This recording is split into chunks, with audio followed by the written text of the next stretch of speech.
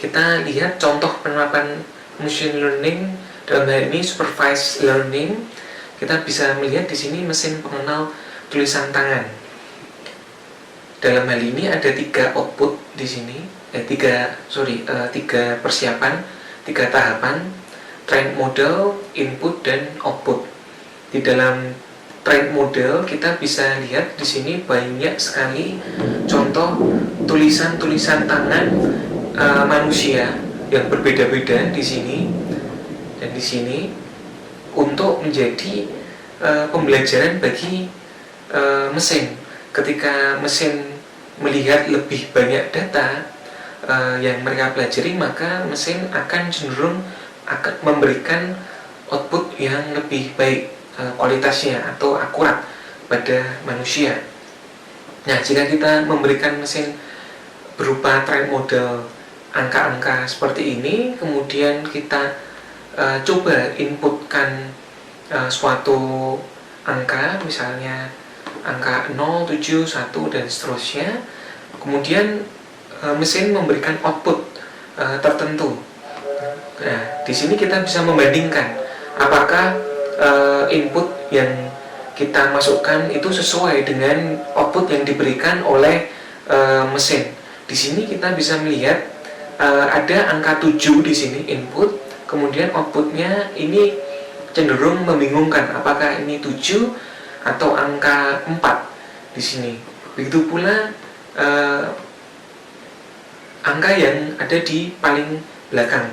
Di sini inputnya adalah angka 7, tetapi output yang diberikan oleh mesin di sini seperti angka 1 atau bahkan justru cenderung abstrak, tidak bisa dinilai. Nah, train model ini menentukan kualitas dari output yang akan diberikan oleh mesin tersebut, sehingga semakin banyak model train model yang kita berikan kepada mesin untuk dipelajari, semakin banyak pula kecenderungan mesin untuk memberikan output yang lebih akurat kepada manusia, dan manusia juga akan bisa menggunakan output itu untuk mengambil keputusan yang lebih baik dan akurat pula nantinya. Contoh lainnya di supervised learning itu adalah visual image classification yang nantinya akan kita coba bersama-sama, kita praktekkan. Salah satunya IBM Watson Studio ini membuat sebuah image classification yang kita bisa melihat atau menentukan apakah suatu wajah, misalnya di sini wajah Donald Trump dengan wajah Obama, di sini kita bisa inputkan bahwa wajah seperti ini itu adalah wajah dengan usia 59 sampai 62 tahun misalnya. Kemudian wajah seperti ini itu merupakan wajah dengan usia 43 sampai 47 tahun misalnya. Dan kemudian ketika kita masukkan wajah orang lain, wajah kita misalnya, masukkan ke dalam mesin, maka mesin bisa memberikan outcome bahwa usia kita, usia wajah tersebut itu adalah katakanlah 26 tahun sampai 30 tahun misalnya. Dan ini biasa kita jumpai di kamera kita masing-masing, di smartphone masing-masing, yang mana kebanyakan kamera smartphone saat ini bisa mendeteksi apakah wajah itu merupakan umur berusia 25 tahun, 30 tahun, dan seterusnya. Walaupun banyak dari smartphone yang salah dalam menentukan usia wajah kita itu, karena mungkin banyak yang kelihatan tua gitu ya wajahnya. Dan hal lain yang bisa kita lakukan untuk visual image classification adalah I3 Canopy ini.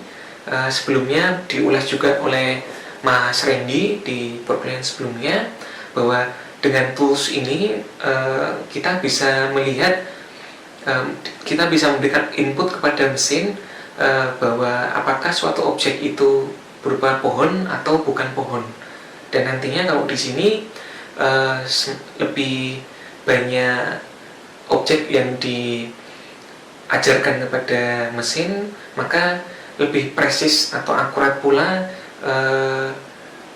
output yang akan dikeluarkan oleh mesin. Dan kalau di i3 Canopy ini hal lain, fitur lain yang bisa kita lihat adalah nantinya dengan area berapa persen berupa pohon, berapa persen berupa non pohon, itu berapa banyak CO2 yang kemudian muncul, NO yang kemudian muncul, dan lain sebagainya, yang merupakan fitur dalam service atau layanan i3 Canopy ini. Kemudian selanjutnya untuk unsupervised learning itu kita bisa lihat contohnya di YouTube gitu. Kadang-kadang kita membuka video-video tertentu, kemudian di suatu hari kita melihat ada rekomendasi video yang mirip-mirip gitu. Dan itu juga bisa kita lihat pada YouTube Music atau Spotify yang pada suatu saat memberikan kita alternatif pilihan musik tertentu berdasarkan histori atau sejarah kita menikmati suatu musik pada hari-hari sebelumnya. Dan yang terakhir, reinforcement learning itu kita bisa lihat dalam self-driving car yang banyak saat ini diutarakan atau dipamerkan di seluruh dunia. Nah, untuk self-driving car ini sebenarnya sangat simpel cara kerjanya. Ada sebuah sensor yang dipasang di keliling mobil, yang kemudian sensor itu melihat objek-objek banyak sekali, dan kemudian melalui mesin di dalamnya dia belajar mengenai objek-objek yang ada di sekitarnya. Dan dia belajar bahwa ketika misalnya contohnya dia melihat ada objek di depannya, maka ketika dia diajarkan bahwa objek itu belajar ketika dia menabrak objek itu, maka itu merupakan sesuatu yang buruk, sehingga di dalam memori mesin itu akan mensort bahwa menabrak suatu objek di depannya adalah buruk, sehingga di kemudian hari mesin itu akan menentukan bahwa ketika ada objek di depannya dia berusaha untuk tidak menabraknya, karena menabrak objek itu merupakan sesuatu yang tidak baik, dan itu yang dieksplor, diuji coba terus di dalam mesin learning ini, di dalam suatu self-driving car.